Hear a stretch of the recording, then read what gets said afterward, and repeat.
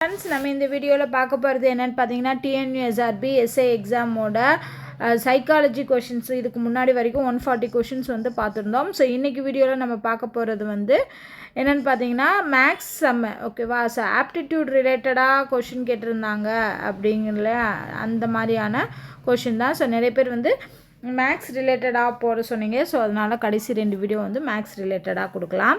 So first question பாருங்கள். ஒரு தண்ணீர் தொட்டியில் 3 இது எல்லாமே ப்ரீவியஸ் இயர் கொஷின் தான் ஓகேவா. ஸோ இது 2010 எஸ்ஏ எக்ஸாமில் கேட்ட கொஷின் தான், மேக்ஸ் கொஷின் தான் நான் எடுத்திருக்கேன்.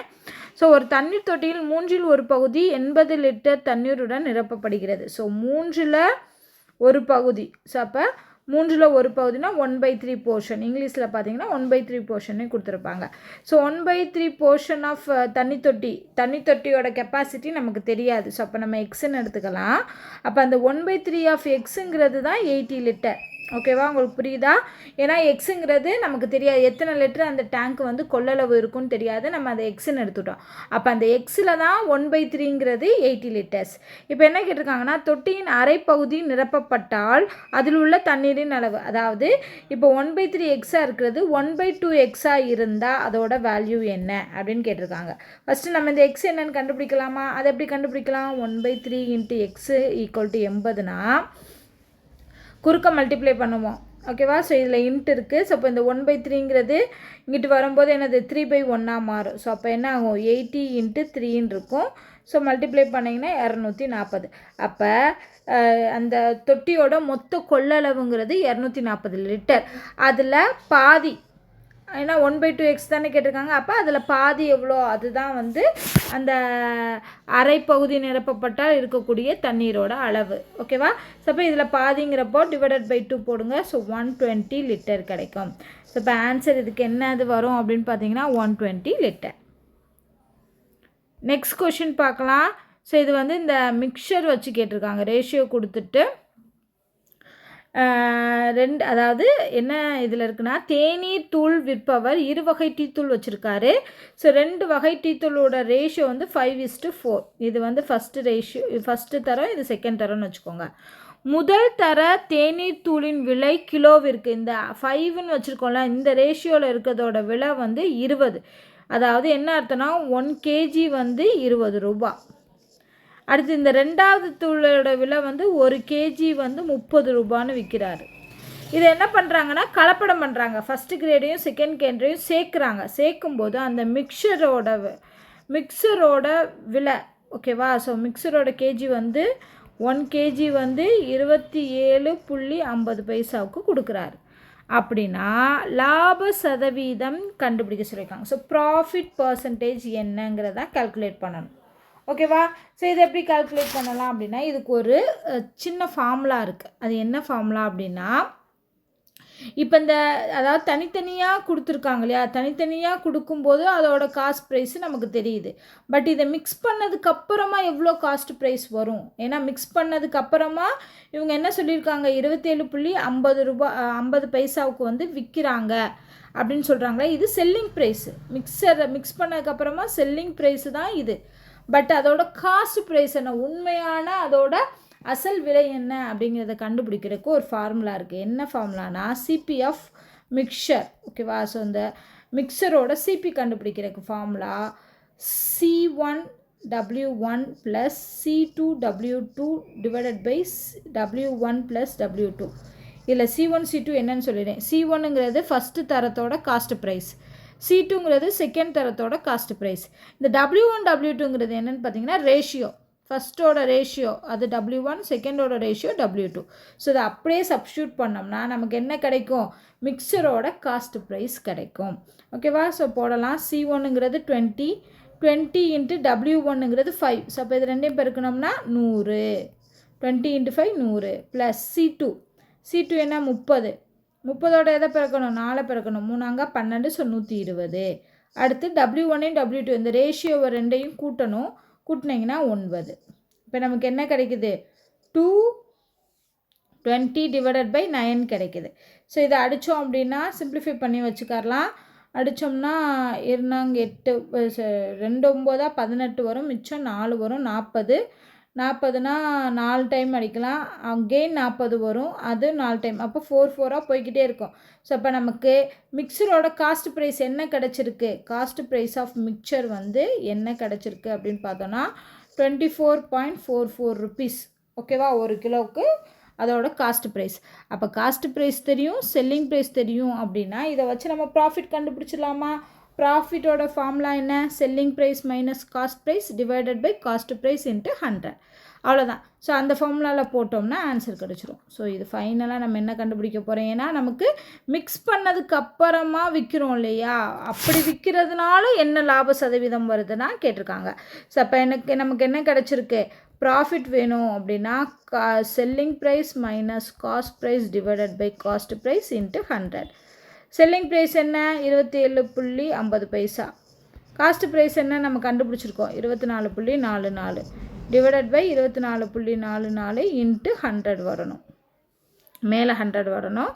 ஸோ இது சிம்பிளிஃபை பண்ணலாமா? ஸோ இது கொஞ்சம் பாயிண்டில் தான் வர்ற மாதிரி இருக்கும், பட் ஆன்சர் கரெக்டாக வரும். ஸோ இதில் சப்ட்ராக்ட் பண்ணோம்னா பாயிண்ட்டுக்கு அப்புறம் 0.6 வரும். 50ல் 44 போச்சுன்னா 0.6, 24 போச்சுன்னா 3 டிவைடட் பை 24.44 இன்ட்டு 100. ஸோ இதை அடித்தோம் அப்படின்னா சிம்பிளிஃபை பண்ணோம்னா நமக்கு 12.50 அப்படின்னு கிடைக்கும் பர்சன்டேஜ். 12.50னா என்னென்னா 12.5%. சாரி 0.5 இதுதான் கிடைக்கும். ஸோ நமக்கு என்ன ஆன்சர் வரும் அப்படின்னு பண்ணுறீங்கன்னா 12.5%ங்கிறது வரும். ஸோ இதுதான் ஆன்சர். ஸோ அந்த formula C1W1 + C2W2 divided by W1 + W2 அது தெரிஞ்சிச்சுன்னா நம்ம டைரெக்டாக என்ன பண்ணலாம், அந்த மிக்சரோட காஸ்ட் ப்ரைஸுங்கிறத கண்டுபிடிச்சிடலாம். அடுத்த கொஷின், தேர்ட் கொஷின் பாருங்கள். ஒரு பேருந்து செல்ல வேண்டிய தூரத்தில் பாதியை மணிக்கு 30 கிலோமீட்டர் வேகத்திலும் மீதி பாதியை மணிக்கு 60 கிலோமீட்டர் வேகத்திலும் கிடைக்கிறது. மொத்தம் செல்ல வேண்டிய தூரம் 20 கிலோமீட்டர் எனில் எவ்வளவு மணி நேரத்தில் பேருந்து அந்த தூரத்தை கடக்கும்? அதாவது டோட்டல் டிஸ்டன்ஸ் ஓகேவா 20 கிலோமீட்டர், இதில் பாதியாக பிரிக்கிறாங்க அப்படின்னா என்ன அர்த்தம், 10 கிலோமீட்டர் 10 கிலோமீட்டராக பிரிக்கிறாங்க. இந்த ஃபஸ்ட்டு ஹாஃப் அதை வந்து எவ்வளோ ஸ்பீடில் போகுது, ஃபஸ்ட்டு ஹாஃபோட ஸ்பீடு வந்து 30 km/h. அடுத்து செகண்ட் இது S1 வச்சுக்கலாம், இது S2 வச்சுக்கலாம். ஓகேவா, ஸோ S2ங்கிறது 60 km/h வேகத்தில் போகுது. அப்போ நம்ம என்ன பண்ணலான்னா இந்த டிஸ்டன்ஸையும் இந்த ஸ்பீடையும் வச்சு டைம் 1 கண்டுபிடிக்கலாமா, அடுத்து இதையும் வச்சு டைம் 2 கண்டுபிடிக்கலாமா. அப்போ அந்த 2 டைமையும் ஆட் பண்ணோம்னா நமக்கான மொத்த தூரத்துக்கு எவ்வளோ டைம் ஆச்சுன்னு கண்டுபிடிச்சிடலாம். ஸோ அவ்வளோதான். ஸோ ஃபஸ்ட்டு சிம்பிளிஃபை பண்ணுங்கள். ஸ்பீட் 1 சாரி டைம் 1, டைம் வேணும்னா distance divided by speed. So distance first வந்து 10, ஸ்பீடு S1 வந்து 30. ஸோ 10 டிவைடட் பை 30ங்கிறப்போ 1/3 கிடைக்கும். இருக்கட்டும். அதே மாதிரி T2 கண்டுபிடிக்கலாம். ஸோ T2 கண்டுபிடிங்க. டிஸ்டன்ஸ் எவ்வளோ 10 டிவைடட் பை ஸ்பீடு வந்து 60 அடித்தோம் அப்படின்னா 1/6 கிடைக்கும். அப்போ நம்ம என்ன பண்ணணும், டைம் ஃபுல் டைம் வேணும்னா T1 + T2 ரெண்டையும் ஆட் பண்ணணும். ஸோ 1/3 + 1/6 ஆட் பண்ணோம்னா 6 வந்து காமனாக எடுக்கலாமா. ஸோ இது 6 ஆகணும்னா 2ஆல் பெருக்கணும், இது 2ஆல் பெருக்கணும், மேலேயும் 2ஆல் பெருக்கணும். ஸோ 2 + 1 3, 3/6ன்னு கிடைக்கும். இதையும் அடித்தோம்னா 1/2, 1/2 ஹவர் அப்படின்னா என்ன அர்த்தம், 30 நிமிஷத்தில் சொல்லணும்னா 30 மினிட்ஸில் போகும். ஸோ ஆன்சர் இதுக்கு 30 மினிட்ஸ்.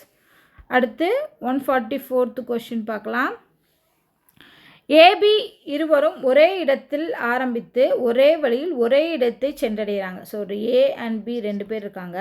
ஸோ அவங்களோட ஸ்டார்டிங் பாயிண்ட்டு ஒரே இது, அதே மாதிரி அவங்க போகக்கூடிய டைரக்ஷனும் ஒரே டைரக்ஷன், ஒரே இடத்துல தான் போயும் சேர்றாங்க. இப்போ என்ன சொல்கிறாங்கன்னா A வந்து 8 மணிக்கு ஸ்டார்ட் பண்ணிட்டார் காலையில் தொடங்கி 40 கிலோமீட்டர் வேகத்தில் ஓட்டுறாரு. அதாவது ஸ்பீடு வந்து 40 km/h, 1 மணி நேரத்துக்கு 40 கிலோமீட்டர் போகிறாரு. இங்கே Bக்கு பார்த்தோம் அப்படின்னா 9 மணிக்கு தான் போகிறாரு. அவர் 8 மணிக்கே போயிட்டார், ஆனால் இவர் 9 மணிக்கு தான் போகிறார், பட் ஸ்பீடாக போகிறாரு. அப்போ ஸ்பீடு = 50 km/h இவர் போகிறாரு.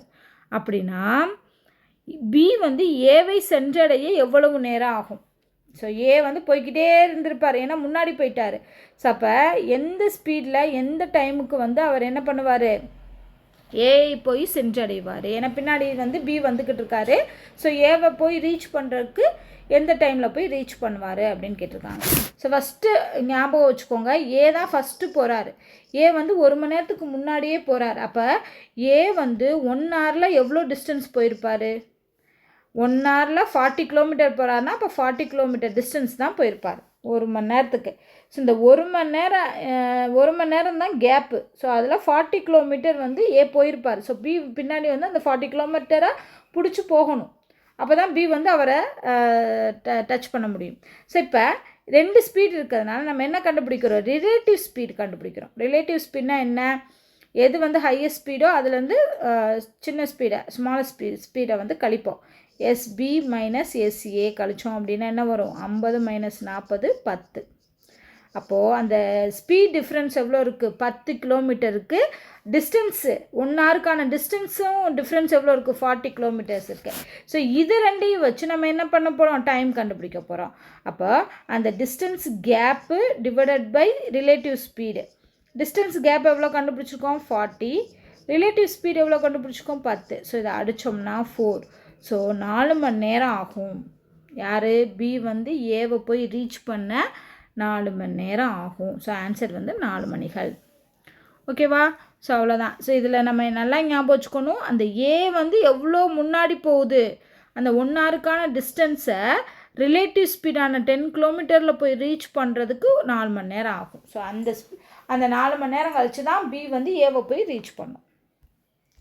அடுத்து 5th கொஷின். இது ரொம்ப ஈஸியான கொஷின் தான். டைம் அண்ட் ஒர்க்லேருந்து கேட்டிருப்பாங்க. ஸோ 2 செட்டு கொடுக்குறாங்க. 40 துளைகளை 20 பேர் சேர்ந்து 60 நாட்களில் போடுறாங்க அப்படின்னா 10 பேர் சேர்ந்து 20 துளையை எவ்வளோ நாட்களில் போட முடியும் அப்படிங்கிற மாதிரி கேட்டிருக்காங்க. ஸோ இதில் 2 செட்டு இருக்காங்க. ஸோ ஃபஸ்ட்டு செட்டில் வந்து எத்தனை பேர்? M1 வந்து 20, டேஸ் வந்து 60, D1 வந்து 60. இந்த துளைங்கிறது தான் ஒர்க்கு. ஸோ W1ங்கிறது 40. அதே மாதிரி M2 பார்த்தோன்னா 10 பேர் இருக்காங்க. அண்ட் D2 தான் நம்ம கண்டுபிடிக்கணும். அவங்க செய்கிற வேலை வந்து 20 துளை. ஸோ ஒர்க்கு 2 வந்து 20. ஸோ இதுக்கு ஃபார்முலா என்ன? M1 into D1 divided by W1 is equal to M2 into D2 divided by W2. ஓகேவா? ஸோ இதில் அப்படியே சப்ஸ்டியூட் பண்ணுங்கள். 20 இன்ட்டு 60 டிவைடட் பை 40 வரும். இங்கே வந்து 10 இன்ட்டு D2 தான் கண்டுபிடிக்கணும். So divided by 20. So simplify பண்ணலாம். 0 0 0 0 கேன்சல்.